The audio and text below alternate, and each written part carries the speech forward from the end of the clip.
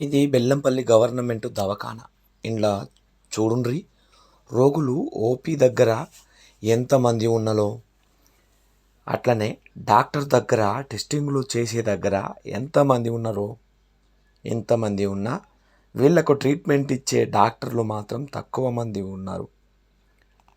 వారు ఎంతమందికి ట్రీట్మెంట్ చేయగలుగుతారు?